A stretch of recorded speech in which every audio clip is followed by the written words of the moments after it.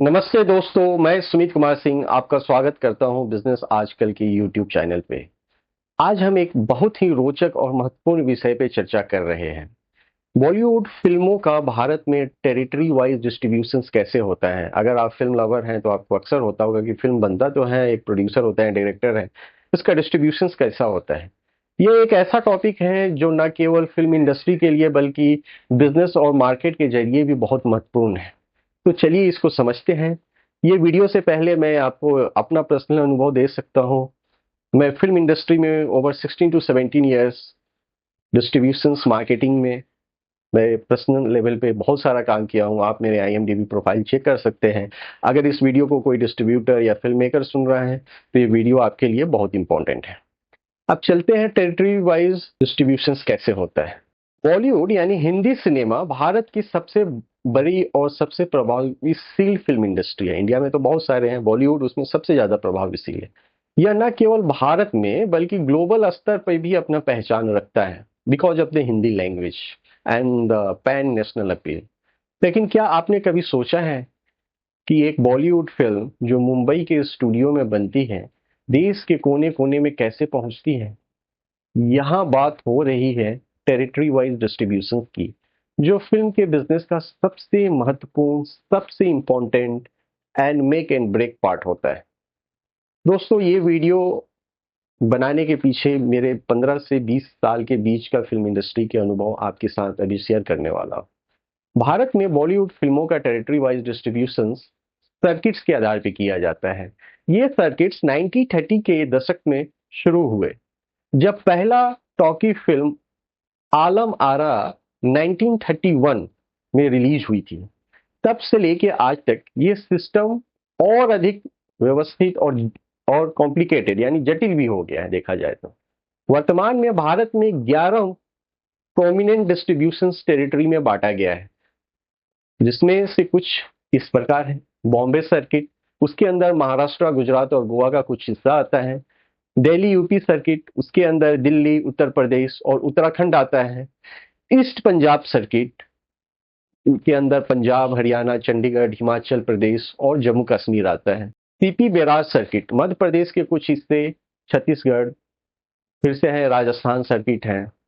Bihar circuit है, उसके अंदर बिहार और झारखंड ऐसे स्टेट आते हैं। वेस्ट बंगाल सर्किट है, पूरा वेस्ट बंगाल उसके अंदर कवर होता है। आंध्र निजाम सर्किट, आंध्र प्रदेश कंप्लीटली और तेलंगाना इसके अंदर आता है। मैसूर सर्किट के अंदर कर्नाटका आता है। तमिलनाडु केरला सर्किट, उसके अंदर वो पूरा साउथ का वो एरिया कवर हो जाता है। असम सर्किट है, यानी टोटल 11। इसके अलावा ओवरसीज टेरिटरी भी है, जिसमें फॉरेन मार्केट जैसे US, UK, मिडिल ईस्ट और ऑस्ट्रेलिया शामिल है। इनमें से बॉम्बे सर्किट सबसे अधिक रेवेन्यू का पोटेंशियल माना जाता है, क्योंकि इसमें बड़े मेट्रो शहर जैसे मुंबई आ गया, अहमदाबाद हो गया, पूना आ गया, ये शामिल है। टेरिटरी वाइज डिस्ट्रीब्यूशन की अगर प्रक्रिया देखा जाए तो ये कैसे काम करता है, ये प्रोसेस कैसे काम करता है। बॉलीवुड फिल्मों का टेरिटरी वाइज डिस्ट्रीब्यूशन एक जटिल भी है, काफी कॉम्प्लिकेटेड है, बट एक वेल ऑर्गेनाइज प्रक्रिया भी है, जिसमें कई स्टेक होल्डर्स शामिल होते हैं। जैसे अगर मैं एग्जांपल दूं, प्रोड्यूसर्स जो कि फिल्म बनाते हैं, डिस्ट्रीब्यूटर्स जो कि फिल्म डिस्ट्रीब्यूट करने के लिए लेते हैं, और एग्जीबिटर यानी थिएटर्स ओनर्स या थिएटर्स चैन। तो चलिए इसे स्टेप बाय स्टेप समझते हैं कि ये वर्क कैसे करता है। सबसे पहला पॉइंट है इसके अंदर कि प्रोड्यूसर और डिस्ट्रीब्यूटर का रिश्ता कैसा होता है। फिल्म बनने के बाद प्रोड्यूसर डिस्ट्रीब्यूटर से संपर्क करते हैं, जो कि एक मैं आपको नॉर्मल प्रोसेस बतलाता हूँ। फिर डिस्ट्रीब्यूटर एक स्पेसिफिक टेरिटरी के लिए फिल्म डिस्ट्रीब्यूट राइट्स खरीदता है। ये 3 बिजनेस मॉडल पे काम करता है, ये बहुत इंपॉर्टेंट है, इस पे ध्यान दीजिएगा। ये 3 मुख्य बिजनेस मॉडल है, इस पे एक बाय एक मैं समझाता हूँ। पहला होता है minimum guarantee basis, MG। Distributor producer को एक फिक्स अमाउंट देता है, चाहे फिल्म चले ना चले। ये सबसे पहले कॉमन मॉडल है, जो पहले बहुत हिट था, बट अभी के टाइम में बहुत फ्यू और बहुत सिलेक्टेड फिल्म ही इस मॉडल पे काम करते हैं, खासकर बॉलीवुड में। कमीशन बेसिस, ये बहुत पॉपुलर है और मैक्सिमम फिल्में इसी पे आ रही हैं। यहाँ पे डिस्ट्रीब्यूटर केवल कमीशन पे काम करता है और बॉक्स ऑफिस कलेक्शन का हिस्सा लेता है। ओवरराइट सेल्स भी होते हैं। डिस्ट्रीब्यूटर पूरे फिल्म राइट्स खरीद लेता है टेरिटरी वाइज, जैसे कि मैंने पहले आपको 11 टेरिटरीज में डिवाइड है, तो किसी एक टेरिटरी या दो टेरिटरी का राइट्स वो बाई करता है, और इसमें प्रोड्यूसर को कुछ लेना देना नहीं है, वो एक एक अमाउंट देकर वो पूरा राइट्स ले लिया, जो इनकम हुआ लॉस हुआ वो उसका। अब टेरिटरी के हिसाब से स्ट्रेटेजी कैसे बनता है, हर टेरिटरी को अपनी खासियत होती है।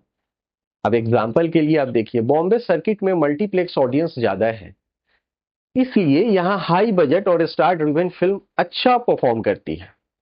अब चलते हैं देखते हैं बिहार और यूपी में, जहाँ सिंगल स्क्रीन थिएटर्स का बोलबाला है। हालांकि वहां पे भी मल्टीप्लेक्स चैन आ रहे हैं, लेकिन स्टिल अभी सिंगल स्क्रीन अच्छे खासे नंबर में है। वहां मास अपील वाली एक्शन या ड्रामा फिल्में ज्यादा चलती हैं। बिहार यूपी वाले बेल्ट नॉर्थ में अगर देखेंगे तो ज्यादा इफेक्टिव है। साउथ में हिंदी फिल्मों को डब वर्जन के साथ रिलीज किया जाता है, कभी कभी ओरिजिनल भी होता है लेकिन ज्यादातर डब होता है, क्योंकि वहाँ रीजनल सिनेमा का दबदबा बहुत ज्यादा है, तो people prefer to watch in dub language. जैसे कि आजकल हिंदी में भी डब साउथ फिल्में हम देख के, पुष्पा हो गया या और भी जो बड़ी फिल्म है केजीएफ हो गया, और डब भी है। अब यहाँ पे आता है एग्जीबिटर का रोल, जैसे पीवीआर, सिनेप्लेक्स या आपके लोकल जो थिएटर हॉल है आपके शहर में, वो कैसे काम करते हैं। डिस्ट्रीब्यूटर एग्जीबिटर के साथ डील करता है, थिएटर में स्क्रीनिंग के लिए स्लॉट्स बुक किए जाते हैं और रेवेन्यू शेयरिंग का मॉडल की तरह कमाई बांटी जाती है। आमतौर पे पहले हफ्ते में थिएटर्स 50 से 60% रेवेन्यू रखते हैं, और बाद में ये रेशियो बदलते रहता है, डिपेंड्स अपॉन द कि कितने बड़े स्टार्स की फिल्म है और कैसा परफॉर्म कर रही है।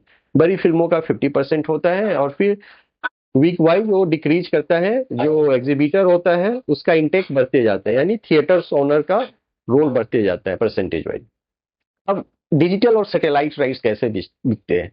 आजकल ओटीटी प्लेटफॉर्म्स का सैटेलाइट राइट्स भी टेरिटरी वाइज डिस्ट्रीब्यूशन का एक बड़ा हिस्सा है। उदाहरण के तौर के लिए नेटफ्लिक्स और अमेजॉन प्राइम जैसे प्लेटफॉर्म फिल्मों को डायरेक्ट टू डिजिटल रिलीज के लिए खरीदते हैं। सैटेलाइट राइट्स से टीवी चैनल पे भी दिखाई जाती हैं, जो प्रोड्यूसर्स के लिए एडिशनल रेवेन्यू का सोर्स है। जैसे कि आप नेटफ्लिक्स अमेजॉन पे भी फिल्म देखते होंगे, तो वो लोग भी राइट्स बाई करते हैं, only Indian rights, global rights, या south Asian rights, pan Asia, pan Europe, pan south America, ऐसे करके वहां पे भी राइट्स बाई किया जाता है।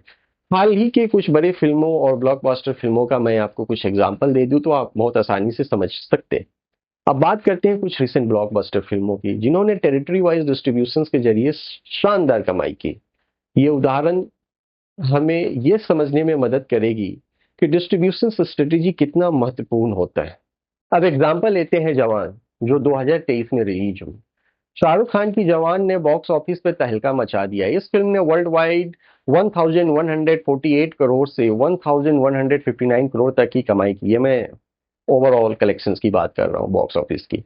बॉम्बे सर्किट की अगर बात करें, इस टेरिटरी में जवान मल्टीप्लेक्स और सिंगल स्क्रीन थिएटर्स दोनों में शानदार परफॉर्मेंस किया। मुंबई, पुणे जैसे शहरों में हाउसफुल शो देखे गए। दिल्ली और यूपी सर्किट की बात करें, यहाँ शाहरुख खान का फैन फॉलोइंग और एक्शन पैक्ड स्टोरी टेलिंग ने फिल्म को सुपरहिट बनाया, क्योंकि नॉर्थ में एक्शंस को ज्यादा प्रेफरेंस दिया जाता है, तो ये फिल्म बहुत सुपरहिट हुई नॉर्थ बेल्ट में भी, क्योंकि एक्शंस थे। अब साउथ इंडिया की बात करें तो जवान ने तमिल तेलुगु में डब्ड करके रिलीज किया गया था, जिसने इसे ट्रिपल आर और पुष्पा जैसी रीजनल फिल्मों के साथ compete करने में मदद की, और वहां भी एक अच्छा खासा कलेक्शन आया था, क्योंकि शाहरुख खान का फैन बेस और फिल्म भी अच्छी थी, तो इसने अच्छा मार्केट किया था। अब स्ट्रेटेजी क्या थी इस फिल्म को लेके। डिस्ट्रीब्यूटर ने large scale pre release promotions किया था। हर डिस्ट्रीब्यूटर अपने लोकल लेवल पे, लोकल थिएटर लेवल पे अच्छे खासे प्रमोशंस किए थे, जिसमें ट्रेलर लॉन्च हो गया, सॉन्ग रिलीज हो गया, शाहरुख खान के फैन इवेंट्स भी शामिल थे, different different territory wise. Shahrukh Khan personally involve promotions में थे या नहीं, फिल्म के स्टार कास्ट जाते थे, डायरेक्टर जाते थे, तो बहुत इंटरेस्टिंग हर स्टेट वाइज ये इवेंट हुआ था। अब बात करें फिल्म पठान की, जो कि 2023 में रिलीज हुआ। यशराज की फिल्म्स पठान ने 1050 करोड़ से 1052 करोड़ का ग्लोबल कमाई की। ईस्ट पंजाब, इस टेरिटरी में पठान ने यंग ऑडियंस को टारगेट किया, खासकर चंडीगढ़ और अमृतसर जैसे शहरों में। वेस्ट बंगाल, कोलकाता की बात करें तो कोलकाता में शाहरुख खान की पॉपुलैरिटी ने फिल्म को बम्पर ओपनिंग दिलाई। Shahrukh Khan is very famous Kolkata territory में, अगर आप जाते हैं वेस्ट बंगाल टेरिटरी में। ओवरसीज मार्केट में शाहरुख खान का बहुत बड़ा बेस है। यूके और यूएसए में पठान ने ट्रिमेंडस कमाई की क्योंकि वहां एनआरआई ऑडियंस ने फिल्म को खूब सराहा। अब यहाँ पे बात आती है स्ट्रेटेजी की कि यशराज ने क्या फॉलो किया। यशराज ने मल्टीप्लेक्स चेन जैसे कि पीवीआर और आइनॉक्स के साथ टाई अप किया था, जिससे फिल्म को ज्यादा स्क्रीन मिली। अगर आप कंपेयर करते हैं दूसरे फिल्मों के थिएटर नंबर ऑफ स्क्रीन मिलने से, तो इसको सबसे ज्यादा मिली थी, जो कि हिट होने का एक प्रमुख कारण है। अब बात करते हैं एनिमल की। रणबीर कपूर की एनिमल ने अपने बोल्ड स्टोरी टेलिंग के बावजूद 900 करोड़ से ज्यादा की कमाई की बॉक्स ऑफिस पे across India and world wide. Bihar और यूपी के टेरिटरी में, इस टेरिटरी में फिल्म ने मास अपील और एक्शन सीन ने इसे सुपर हिट बना दिया। बिहार यूपी टेरिटरी की बात किया जाए, मैसूर सर्किट की बात है, तो कर्नाटका में हिंदी वर्जन के साथ साथ तेलुगु डब्ड वर्जन में भी मैसूर सर्किट में अच्छा परफॉर्मेंस दिया। अब स्ट्रेटेजी क्या थी इस फिल्म को लेकर? डिस्ट्रीब्यूटर ने सिंगल स्क्रीन थिएटर्स पे फोकस किया क्योंकि यहाँ पे मास ऑडियंस को टारगेट कर रही थी। ये पूरी फिल्म देखा जाए तो मास ऑडियंस की थी, और रणबीर कपूर पहली बार इतना सक्सेसफुल फिल्म दिए हैं बॉक्स ऑफिस पे, हिस्ट्री कायम की। इस फिल्म से एक बात साफ है, सही टेरिटरी के लिए सही स्ट्रेटेजी बनाना जरूरी है। उदाहरण के लिए जवान और पठान ने मल्टीप्लेक्स पे फोकस किया, जबकि एनिमल ने सिंगल थिएटर को टारगेट किया, सिंगल थिएटर स्क्रीन को टारगेट किया। तो देखिए दोनों में फर्क, हालांकि इसका भी मल्टीप्लेक्स था, बट दे नो कि ये मास ऑडियंस की फिल्म है और मास ने फिल्म को बहुत अपलिफ्ट किया। अब बात करते हैं कि इसमें क्या क्या चुनौतियां हैं और फ्यूचर में क्या क्या संभावनाएं हैं। बॉलीवुड फिल्मों के टेरिटरी वाइज डिस्ट्रीब्यूशन में कई चैलेंजेस भी है। रीजनल सिनेमा का दबदबा बढ़ रहा है। तेलुगु में बनी फिल्म पुष्पा 2 हो या ट्रिपल आर हो, और तमिल की फिल्म कल की 2898 एडी फिल्म हिंदी बेल्ट में काफी कमाई कर रही है, जिससे बॉलीवुड को टफ कंपटीशन मिल रही है। अब ओटीटी प्लेटफॉर्म्स की बात करें, कई फिल्म अब थिएटर्स के बजाय डायरेक्ट ओटीटी रिलीज चुन रही है, जिसका थिएटिकल डिस्ट्रीब्यूशन का इम्पोर्टेंस धीरे धीरे अगर देखा जाए तो कम होते जा रहा है। और भी एक मेजर प्रॉब्लम है चैलेंजेस के अंदर, प्राइवेसी का है। इलीगल्स डाउनलोड्स बढ़ते जा रहे हैं, और पायरेसी और डिस्ट्रीब्यूटर्स को एक बड़ा नुकसान है। ये बहुत बड़ा टाइम से, जब से डिजिटल आया है, ये कुछ 2000 साल 2005 से ये बहुत ज़्यादा बढ़ा है। पहले भी होते थे लेकिन अभी नंबर्स और ज़्यादा हो गए। लेकिन फ्यूचर में पॉसिबिलिटी है। अगर मैं पैन इंडिया रिलीज की बात करूं, जवान और पठान जैसी फिल्म अब हिंदी के साथ तेलुगु, तमिल और कन्नड़ में भी रिलीज हो रही है, जिससे उनका रीच बढ़ रहा है, मास अपील बढ़ रहा है।